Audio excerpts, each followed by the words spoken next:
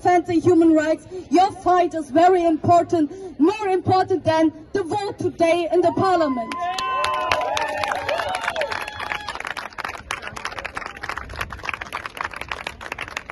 Jetzt möchte ich leider auf Deutsch fortfahren und während ich eben in der Debatte drin saß, erreichte mich die Meldung darüber, dass heute wieder an der türkischen Küste 22 Menschen im Mittelmeer gestorben sind.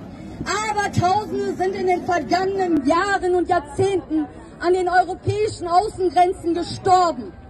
Und man hat uns gesagt, man möchte nicht mehr, dass Menschen sterben und deshalb wolle man eine Reform des EU-Asylsystems schaffen.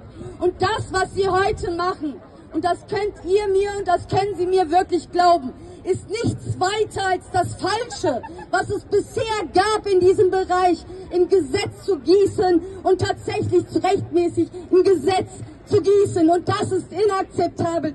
Diese Asylreform wird keine Lösung auf kein einziges Lager bieten. Diese Asylreform wird nicht Moria abschaffen, sondern wird zig Moria schaffen. Und dass wir das nicht wollen, als Menschen, die noch ein bisschen Humanität besitzen, das ist doch selbstverständlich. Und ich kann niemanden hier verstehen im Parlament, der dieser Reform heute mit Ja zustimmen möchte. Denn das bedeutet nichts weiter, als dass die Menschenrechte, die hier immer propagiert wurden im Parlament, nichts bedeuten. Das bedeutet nichts weiter, als dass wir die Menschenrechte auch in Zukunft mit Füßen treten werden.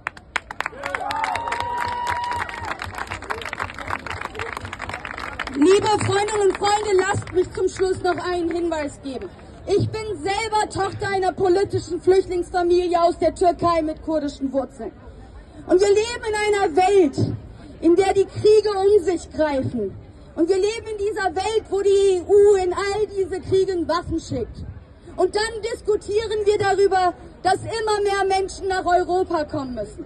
Wir leben in einer Welt, wo wir die Ursachen und die Auswüchse des Klimawandels erleben.